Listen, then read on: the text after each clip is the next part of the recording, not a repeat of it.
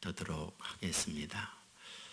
이제도 참여하고 또 여러분들 가정이나 여러분의 하는 일들 위해 특별한 하나님의 사랑, 은혜, 축복이 넘치기를 주님의 이름으로 축원합니다. 우리 앞뒤 좌우에 있는 분들 따뜻한 사랑의 마음으로 인사를 나눕니다. 주님의 이름으로 사랑하고 축복합니다.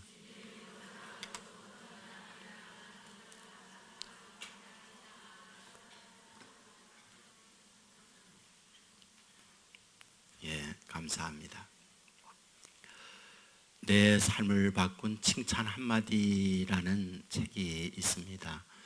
우리가 잘 알고 있는 소설가 김홍신 외에 31명이 자기가 지금까지 살아오면서 이런 칭찬 때문에 자기의 인생을 버티게 했고 어려움들을 견디게 했다, 이런 내용으로 되어 있습니다. 그 가운데 소설가 이순원님의 글을 소개해드리고 싶습니다. 고향이 강원도 산골입니다. 전기 없이 어린 시절을 보냈고 반의 전체가 50명, 조그만 시골 마을에서 자신이 성장했다라고 말합니다. 자기는 대학을 가기 전까지 이렇다 할 상 한 번 받지 못한 보통의 아이였다라고 이야기합니다. 근데 자기의 인생에 새로운 전환을 가져오게 된 것이 5학년 때다라고 얘기해요. 25살 신혼부부에 새로운 선생님이 자기 학교에 부임이 됐습니다. 그리고 그 선생님이 자기 반 담임이 됐습니다. 아이들은 그 선생님에게 별명을 붙였어요. 희망등 선생님. 왜냐하면 그 선생님은 아이들에게 늘 희망을 주는 말씀을 했기 때문에 그런 별명을 붙였다라고 말을 하고 있습니다. 5학년 2학기 때 자기가 자기 학교 반 대표로 군대에 글짓기에 참여를 하게 됐다는 거죠. 그런데 보기 좋게 가작도 못 받은, 아무 상도 받지 못하고 돌아오게 됐다는 거죠. 그는 여기에서 이렇게 말해요. 그때처럼 부끄러운 적 없다. 자기 학교 반대표로 나갔음에도 불구하고 이렇다 할 상을 받지 못한 그 부끄러움, 자기는 얼굴을 들 수가 없었다라고 쓰고 있습니다. 그런데 그 희망등 선생님이 자기를 불렀대요. 그리고 학교에 큰 나무가 있었는데 그 나무 아래에서 이렇게 물었다는 거죠. 순원아, 매화꽃 아니? 네, 선생님 알아요. 그 매화꽃이 꽃 중에 가장 먼저 피는 꽃이란다.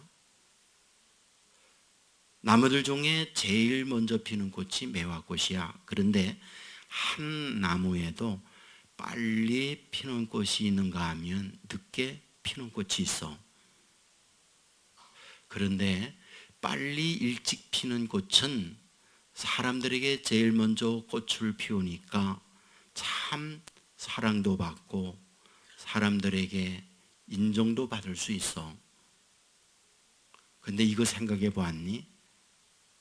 열매는 어떤 꽃나무가 열매를 맺을까? 일찍 피는 꽃일까? 늦게 피는 꽃일까? 이 순호는 몰랐어요. 그래서 대답을 못했죠. 이어서 선생님이 하는 말씀, 내가 보니까 일찍 핀다고 다 열매 맺는 건 아니야. 오히려 늦게 피는 꽃일수록 준비를 해서 그런지 열매를 튼실하게 맺더라. 내가 볼 때 너는 늦게 피는 꽃이야. 그래서 늦게 열매를 튼실하게 맺을 거야 라고 말을 해줬다는 거예요. 순호는 그때를 늘 기억해요. 나는 늦게 피는 꽃이야. 그래서 열매를 튼실하게 맺을 거야. 대학을 갔습니다. 문학을 하는 학생이 되어서 글을 써야 하는데 정말 대학을 다니면서 누구에게 인정받는 글을 쓰지 못했대요. 모든 걸 포기하고 싶은 그런 계기들이 너무 많았대요. 그럼에도 불구하고 그를 지탱하게 만들었던 것. 그것은 5학년 때 선생님이 말했던 것. 순우나 너는 늦게 피는 꽃이야. 그 늦게 피는 꽃이 열매를 맺거든. 그 말 한마디가 오늘 자기를 있게 만들었다. 이렇게 쓰고 있어요. 전 그 글을 읽으면서 그렇지, 살아가면서 그 누군가가 나에게 위로 격려를 준다면 이것처럼 소망, 이것처럼 위로가 어디에 있을까? 이런 생각이 들었어요. 저는 오늘 본문을 보면서 예수님께서 이 여인에게 이렇게 하시는구나 라는 생각이 들었어요. 여러분, 본문 12절에 이렇게 기록하잖아요. 우리 조상 야곱이 이 물을 우리에게 주셨고 또 여기서 자기와 자기 아들들에게 자기 아들들과 짐승이 다 마셨는데 당신이 야곱보다 더 크니까, 이렇게 얘기해요. 우물가에 왔죠. 그 우물은 야곱의 우물이라는 이름을 가졌어요. 그런데 그 이름을 먼저 6절에서 말씀을 했어요. 거기 또 야곱의 우물이 있더라 라고 말이죠. 근데 사실은 우리가 이 말씀을 보면 생각 없이 그냥 볼 때 야곱의 우물이구나 라는 생각을 할 수 있지만, 생각을 조금 더 깊이 하면 이게 무슨 뜻이야? 이런 생각을 충분히 할 수 있어요. 왜? 야곱은 부엘세바 사람이거든요. 야곱은 부엘세바에서 살았거든요. 야곱은 부엘세바에서 자기 아들 요셉이 총리가 되었을 때 70명의 대가족을 이끌고 떠나갔거든요. 그래서 부엘세바의 야곱의 우물, 그러면 맞아요. 그런데 이 사마리아의 야곱의 우물, 그러면 이게 무슨 소리야? 이런 생각을 할 수밖에 없어요. 하지만 우리가 역사적인 사실들을 살펴보면 그때 그 우물을 말하는구나 라고 생각할 수 있어요. 알죠, 여러분들? 야곱이 20년 동안 외갓집에 살았다는 것, 그리고 자기의 가족들과 함께 가축들을 끌고 고향에 오잖아요. 근데 걱정이 됐죠. 20년 전에 형을 속이고 장자의 축복을 가로챈 그것이 마음에 늘 부담이었어요. 그래서 신임하는 종을 자기 고향집에 보내서 형 에서가 어떻게 지내고 있는지 동향을 살피고 오라고 그랬어요. 종이 허겁지겁 와서 주인 야곱에게 말했어요. 주인님, 큰일 났습니다. 어떻게 주인님이 오는 정보를 벌써 주인의 형 에서가 알고 있습니다. 그리고 400명의 특수용사들을 준비하고 완전 부장을 하고 형을 죽이려고, 주인님을 죽이려고 오고 있습니다. 이 말을 들었던 야곱은 가슴이 철렁하죠. 그리고는 가축과 가족들을 다 강을 건너게 해요. 그리고 그날 밤 홀로 남아서 하나님이 보낸 하나님의 사자와 씨름하잖아요. 그리고 한밤중에 하나님의 사자가 야곱의 허벅지를 쳐요. 그래서 허벅지가 위골이 됩니다. 날이 밝았어요. 이 야곱이 제일 먼저 앞장서서 나가서 형 에서가 400명의 군대를 거느리고 오는 그들과 맞부딪혀요. 그런데 이 형 에서가 야곱을 치려고 하다가 칼을 집어넣죠. 왜 그랬을까요? 칠 데가 없거든요. 밤새도록 강가에서 씨름한다는 말은 무슨 뜻이죠? 강가의 개흙, 강가의 머드, 그것을 완전히 뒤집어 쓴 거잖아요. 그리하여 몰골이 완전히 산 거지예요. 거기다가 뭐하다? 하나님의 사자가 환도뼈를 쳤기 때문에 장애를 입었어요. 그래서 다리를 절면서 까만 흙으로 뒤집은 상태에서 형 에서를 만나는데, 형 에서가 보는 순간 어떤 생각? 어디에 칼을 들어 칠 곳이 없어요. 에서가 화난 이유는 장자의 축복을 가로챘기 때문에 20년 동안 살아가면서 얼굴이 뽀얗고 황금을 타고 황금 가득한 축복 속에 오른 줄 알았거든요. 그런데 자기가 고향에서 사는 것보다 장자의 축복을 가로채서 도망가서 20년 동안 살다가 오는 모습을 보니 이건 축복이 아니라 저주의 모습이에요. 그러니까 칼을 집어넣는 거죠. 무슨 뜻인가요? 하나님께서 야곱을 사랑하기 때문에 이런 방법으로 화해를 시킨 거예요. 그래서 울면서 야곱을 어루만지면서 너 야곱 맞냐? 어쩌다가 내 꼴이 이렇게 됐냐? 그러면서 거기에서 화해를 이루어내게 합니다. 그리고 난 이후 형에서는 브엘세바로 갔어요. 그런데 야곱은 어디로 가느냐? 세겜으로 갔어요. 그래서 그곳에서 부동산을 매입합니다. 그 부동산 매입한 그 땅이 뭐다? 오늘 본문에 나오는 야곱의 우물이다. 그런 날이에요. 바로 그곳에 정착을 했어요. 하지만 우리가 납득이 안 되는 것이 하나 또 나옵니다. 4장 5절입니다. 사마리아에 있는 소가라는 동네에 이르시니 야곱이 그 아들 요셉에게 준 땅이 가깝고 라고 얘기했어요. 다시 말하면 지금 예수님께서 수가성에 갔는데 그 땅, 그 지역은 요셉이 아버지 야곱에게 받았던 땅이 있는 곳이더라라는 거예요. 근데 우리가 이 말씀을 단순히 보면 사실은 이해가 어렵거든요. 왜? 알다시피 17살 때 인신매매로 팔립니다. 그리고 이집트에 가서 30세가 되도록 감옥에도 갇히고 온갖 고통을 다 겪어요. 그리고 30세 총리가 되잖아요. 그리고 총리가 되어서 자기 나라, 자기 고향으로 돌아와 본 적이 없어요. 그냥 이집트에서 총리로 있다가 이집트에서 세상 떠납니다. 그런데 어떻게 야곱이 자기의 아들 요셉에게 준 땅이 가깝다 이 말씀을 하고 있느냐라는 거잖아요. 그런데 우리가 이 말씀에 대하여 유추할 수 있는 게 있어요. 어떻게 유추가 가능한가?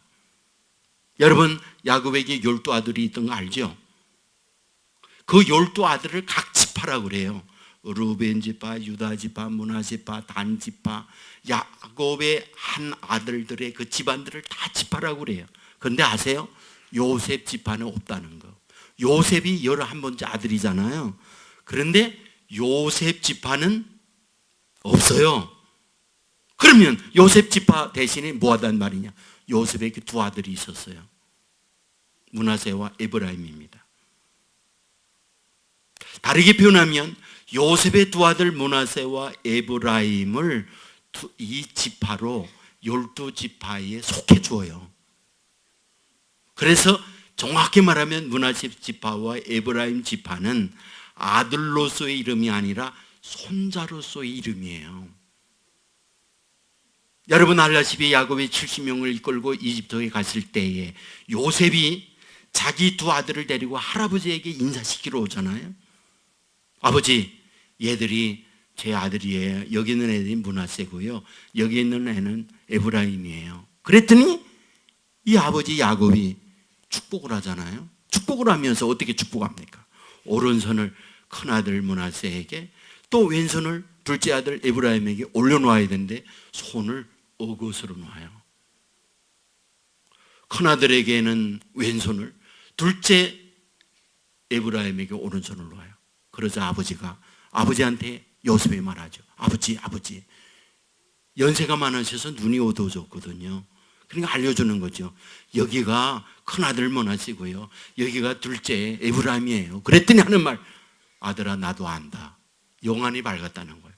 그러면서 이어서 하는 말, 작은 자가 어른이 된다는 거예요.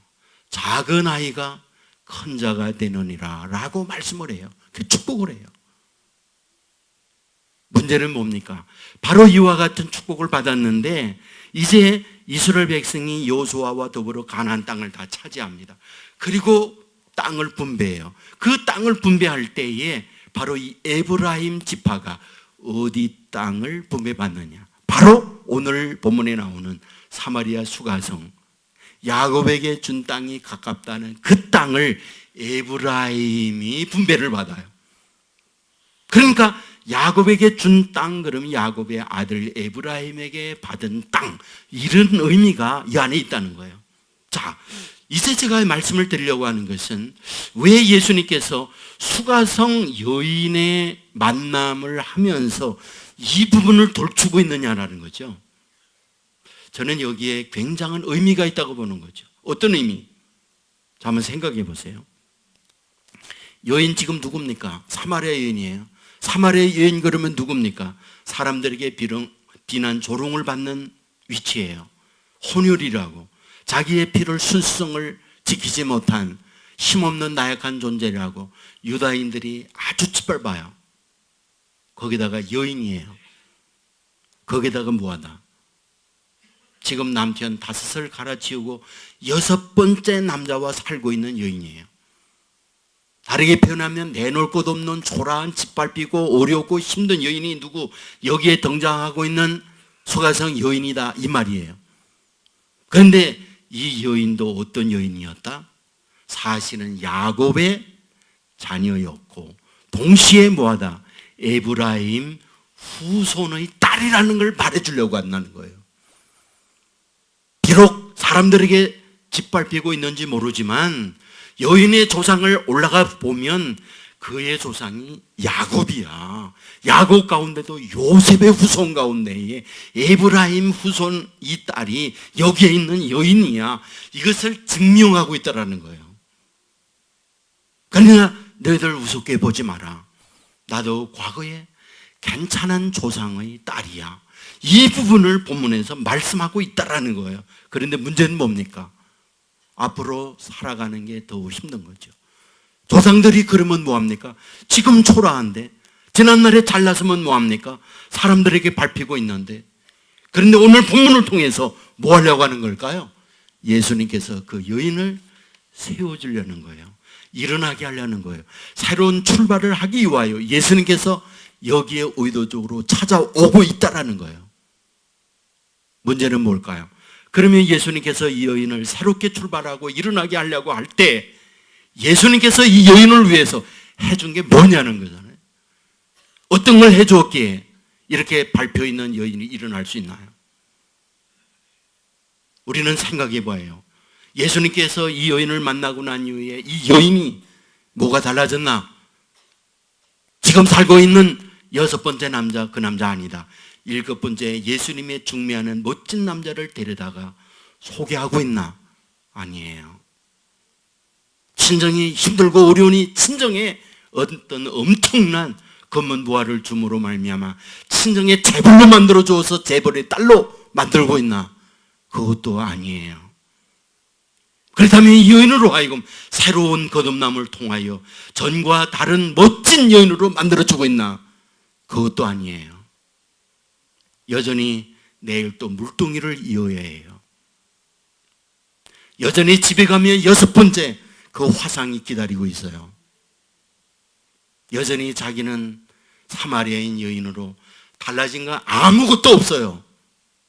그렇다면 예수님께서 이 여인으로 하여금 어떻게 변화를 시켜서, 지난주 여러분에게 말씀을 드렸지만 물동이를 버려두고 동네로 뛰어갔어요. 사람들에게 말했어요. 와보라, 내가 그리스도를 만났다. 전과 다른 인생의 변화를 분명히 일으키고 있어요. 어떻게 변화를 일으킬까? 우리가 이 말씀을 보면서 우리에게 주어지는 주님의 메시지가 있어요. 그건 말씀이었어요. 여러분, 본문에 나와 있는 내용을 보면 여인과 예수님은 이야기하는 것 외에 아무것도 없었어요. 보세요. 물을 좀 달라. 여인이 말합니다. 당신은 유대인으로서 사마리아인 나에게 어찌하여 물을 달라 합니까? 내가 물 달라는 내가 누구인지 알았다면 너는 나에게 물을 달라 했을 것이고 나는 너에게 생수를 주할 거다. 그러자 여인이 말하죠. 물 기를 그릇도 없는데 어디서 물을 기울여서 나에게 생수를 주겠다고 합니까? 내가 주는 물은 우물에서 깃는 물이 아니야.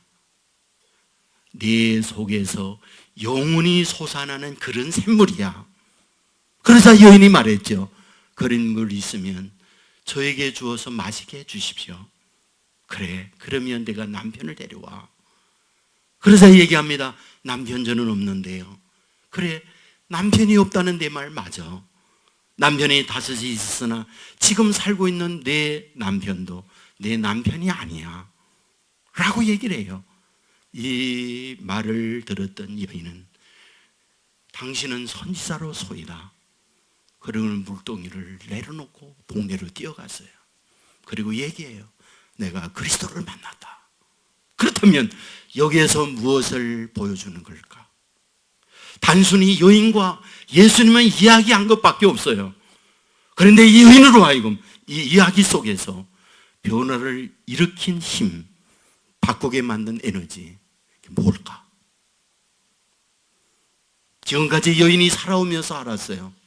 자기의 허물, 자기의 비밀, 추한 것을 알 때 세상의 사람들은 그 비밀스러운 걸 감싸기보다 그것을 심소봉대하면서 비난, 야유, 조롱을 퍼부었어요. 뒷담화하기를 좋아했어요. 돌아서면 자기를 씹는 걸 즐겨하면서 수많은 동네 사람들이 살아왔어요. 여인에게 아픔, 이 여인의 상처, 그것은 말할 수 없는 고통과 슬픔이에요. 그래서 대낮에 사람들을 만나기 싫어서 물길로 왔던 거예요.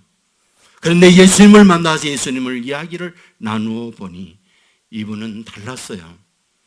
자기의 과거를 다 알고 있으면서 비난, 야유, 조롱을 할 목적이 아니에요. 말씀 속에 들려오는 주님의 따뜻한 음성을 느끼고 있는 거지요. 여기까지 살아오기에 얼마나 힘들었냐고. 늘상 마음에 수많은 다짐을 하지만은 내 자신과 주위의 환경들이 너를 이렇게 어렵게 만들어 여기까지 온 건 나는 알고 있다고. 앞으로 살아갈 날이 더 캄캄하고 힘들지만 그래도 용기를 내라고. 이러한 따뜻한 주님의 메시지를 대화 속에서 여인은 느끼고 있던 거죠. 그 어디에, 그 누구에게, 그 어떤 상황에 얻지 못했던 그런 위로 격려를 주님을 만나면서 이 여인은 느끼고 있는 거지요. 이것은 여인의 힘이었어요. 이 여인은 전에 누구에게도 얻지 못한 사랑이었고 자기의 따뜻한 격려였어요. 그래서 물동이를 버려두고 동네로 뛰어간 거예요. 그리스도를 만났다. 나를 알아주는 사람, 나를 품어주는 사람, 그저 자는 사람이 아니라 내 약한 것을 조롱하고 멸시하는 사람이 아니라 그걸 덮는 사람을 만났다. 와보라고 외친 것이 이 여인의 모습이었던 거죠. 여러분 아십니까? 말씀을 보면서 우리 주님께서 주의 자녀들을 향하여 갖고 있는 주님의 마음이 이거라는 사실. 가늠하다 현장에 붙들린 여인을 바리새인들이 끌고 왔던 걸 여러분 아시잖아요? 예수님께 말했어요. 모세율법에는 이런 자를 돌로 치라 하였거늘 당신은 어떻게 해야 되겠느냐 말했어요. 너희 중에 죄 없는 자가 먼저 돌로 치라. 하나둘씩 돌을 내려놓고 현장을 떠나갔어요. 여인과 예수님만 만났을 때 물었죠. 너를 정죄하는 자가 어디 있느냐? 다가가 없습니다.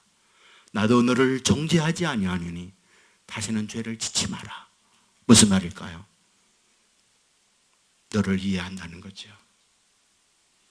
지금까지 여기까지 오면서 내 힘든 인생 내가 안다는 거죠.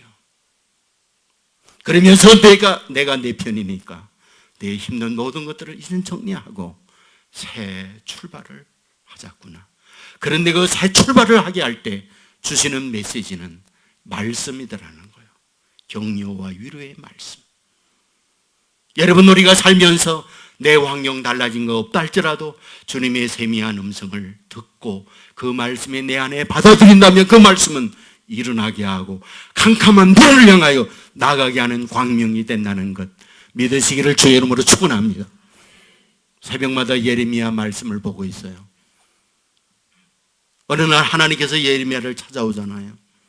예레미야야 내가 내 말을 전하는 선지자가 되거라. 그는 말했어요. 하나님 나는 아이입니다. 말할 줄을 몰라요. 그때 하나님께서 예레미야에게 하는 말이 있죠. 아이를 하지 마라. 내가 너와 함께하고 너 편에 설 테니까 앞날에 어떤 일이 있더라도 두려워하지 마라. 그 얘기를 해요. 여러분 아십니까? 그는 나이가 어려서 아이는 아니에요. 청년이었겠죠. 무능하다는 말이요, 남들에게 나서서 말할 만한 그런 능력을 갖지 못한 초라한 존재라는 고백이었어요. 그런데 실제 그에게 어떤 젊음과 어떤 힘을 공급해 준 게 아니라 단순히 말씀만 주었어요. 그 말씀을 붙들고 가면서 매질당하고 감옥에 갇히고 수많은 어려움들이 있었지만 그 모든 것들을 다 견뎌내면서 끝내 주님의 사역을 감당해 가잖아요. 그를 버티게, 그를 견디게 만든 힘은 말씀 하나예요. 그 말씀이 에레미야로 하여금 멋진 선지자 사역을 하도록 감당하고 있는 걸 보게 돼요. 모세도 마찬가지예요. 40살 되도까지 왕궁에서 살아요. 자기 동족이 고통하고 어려움을 겪는 걸 보면서 자기 동족을 괴롭히는 이집트 간역자를 죽이잖아요. 그리고 모래에 덮어요. 다음날 자기 동족끼리 싸웁니다. 얘기했어요. 우리가 노예 생활로 억압을 받는 것도 서러운데 우리끼리 싸워서야 되겠냐. 제발 그러지 말자. 그러지 그들이 나서서 하는 말, 어제 이집트 간역자를 죽이더니 오늘은 내가 재판관이 돼서 우리를 죽이려고 하느냐. 그리고 경찰이 고발해버려요. 모세는 살 수가 없었죠. 도망자가 돼요. 그리고 미디안 광야에서 80세 노인네가 되도록 지내죠. 어느 날 하나님이 찾아왔어요. 모세야, 내가 고통하고는 네 동족 이스라엘을 끌어내라 말했어요. 나는 말할 줄도 모르고 나이도 많고 누가 나를 인정합니까? 나는 못 가요. 사실이었죠. 하나님께서 말씀하죠. 내가 너와 함께 할게. 내가 너를 도울게. 내가 내 편이 될게. 여러분 그 말씀 하나 붙들고 갔어요. 여러분 그때의 지도자로 세워지면서 80세 노인을 20세 청년으로 만든 게 아니에요. 80 그대로였습니다. 그에게 말 잘하는 어떤 육체적 힘과 에너지를 덧입고 그 힘 때문에 간 게 아니에요. 노인 그대로예요. 지팡이 집으면서 갔어요. 그런데 하나님의 말씀, 그 말씀이 그의 인생길을 갈 때에 10가지 재앙이 내리고 홍해가 갈라지고 반석에서 물이 나게 하고 이스라엘 백성을 출애굽하는 지도자로 쓰임을 받고 있는 걸 보게 되잖아요. 여러분 무엇이 그의 인생을 끌고 가게 합니까? 말씀이었어요. 그 말씀이 모세로 하여금 환경의 변화는 하나도 없는데 그의 인생을 지탱하도록 만든 거예요. 저는 이 말씀을 생각을 하면서 저로 하여금 제 삶을 끌어가게 한 게 뭘까 하고 돌아봤어요. 근데 제가 어릴 때부터 크면서 제 어머님이 늘 했던 말이 기억나요. 너는 다른 애하고 달라. 그 말을 귀에 있을 때마다 했어요. 너 다른 애하고 달라. 제가 이렇게 보니까 다른 게 하나 없어요. 오히려 다른 애들보다 항상 뒤쳐졌어요. 근데 어머님은 저에게 다른 애하고 달라 그 얘기했거든요. 근데 이상하대요. 그 말을 하도 듣다 보니까 저 안에 입력이 돼가지고 난 너하고 달라. 걔들 앞에 말할 수 없잖아요. 그래서 속으로 그 생각이 드는 거예요. 걔들과 다른 말, 다른 행동을 하고자 하는 의식이 저 안에 많이 있었구나. 그 생각이 드는 거예요. 중3 때요. 앞에 있는 다른 섬으로 수학여행이라는 걸 갔어요. 여관이라는 방에 아이들 한 20명 정도 폴폴하게 같이 있죠. 근데 그 여관 주인이 우리 방에 왔어요. 그 와가지고는 아이들이 빡빡머리하고 다 있는데 저를 이렇게 가르치니, 예, 너는 앞으로 큰 인물이 되겠구나 그러더라고요. 왜, 배 아파요? 예. 저는 지금도 그게 눈에 선하거든요. 너는 지도자가 되겠구나. 왜 그랬는지 저는 몰라요. 그런데 그때 여관집 주인 아주머니가 저에게 그런 얘기 했던 것이 평생을 떠나지 않는 거예요. 제 안에. 여러분, 사람이 누군가가 이런 격려, 위로, 인정을 해주는 말을 한다면 평생이 자기 인생을 끌어가는 에너지가 되지 않나요? 하나님께서 우리에게 말씀을 주신다면 이것만큼 힘이 있는 게 어디 있을까요? 저는 믿어요. 여러분에게 말했죠. 목회하는 것 행복하고 기쁜 일이지만 힘들고 어려운 일도 있다고. 오살리 금식기도원에 가서 일주일 금식하면서 기도할 때요, 본당이 바닥으로 있고 계단식으로 되어 있어요. 그 계단식 거기에 엎드려서 기도를 하는데 얼마간 기도했는지 모르죠. 주의 음성이 두 가지가 들려왔어요. 사랑하는 아들아, 내가 너를 사랑한다. 첫 마디가 그거여서. 둘째, 주님의 음성이 들려왔죠. 내가 너와 함께 할게. 내가 너와 함께 할게. 여러분, 제가 그때 그 음성을 들으면서 완전히 성령에 충만해서 엘리야와 같은 사람이 된 게 아니에요. 어제의 김용택 그대로 오늘 김용택이었어요. 힘들고 어려운 환경 그대로 있었어요. 나에게 힘들게 했던 주변의 사람들 우호적으로 바뀌어서 내 편이 된 것도 아니에요.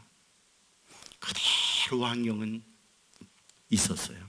그런데 단 하나 하나님께서 저에게 주신 말씀 하나 있었어요. 내가 너를 사랑한다. 내가 너와 함께한다. 그런데 이 음성을 들었을 때에 이것만큼 위로, 이것만큼 힘이 되는 게 어디 있었을까요? 정말 위로요, 눈물 나는 감동이요, 정말 새롭게 신발끈을 맺는 시간이요, 캄캄한 밤을 향하여 앞으로 발길을 내딜 수 있는 용기였던 거죠. 저는 알아요. 하나님께서 하나님의 백성들에게 은혜와 축복을 내려줄 때에 로또 당첨되게 하는 것도 있겠지만 그렇지 않은 경우가 더 많죠. 하나님께서 사랑과 축복을 준다고 하는데 내 인생 달라진 거 없는 그대로인 삶, 내 주에 나를 힘들게 하고 괴롭게 하는 그 화상들 그대로 있는 경우 많아요. 내일 또다시 그 구속에서 살아야 해요. 달라진 건 아무것도 없어요. 근데 하나님께서 하나님의 백성들에게 위로 용기를 주고 새롭게 할 수 있는 주님의 방법, 말씀이라는 거 믿으시기를 주의 이름으로 축원합니다. 주님의 음성을 우리가 듣는다면, 그 말씀을 붙든다면 말씀대로 저와 여러분의 인생이 열려진다는 거 믿으시기를 주의 이름으로 축원합니다. 우리 아들, 딸 어린이 주일을 맞이하면서 부모로서 줄 수 있는 것 없는 아픔, 눈물 흘리고 있는 부모 있잖아요. 더 많이 주고 싶은데 줄 것 없어서 힘들어하는 부모님들 있을 수 있잖아요. 그런데 여러분, 줄 수 있는 것 없다고 염려하지 마세요. 아이들에게 이런 희망, 이런 능력, 이 말씀을 줄 수만 있고 그 말씀을 우리 아들, 딸들이 받고 그 말씀을 붙들고 간다고 한다면 환경이 어떠하든 그 말씀은 환경을 딛고 일어나서 멋진 미래를 향하여 나아가는 하나님의 능력의 축복을 거두는 사람 되게 한다는 것 믿으시기를 주의 이름으로 축원합니다. 이 말씀 안에서 저와 여러분의 앞날 우리 아들, 딸들의 미래가 말씀대로 되어지는 역사가 임하기를 주의 이름으로 축원합니다. 기도하겠습니다.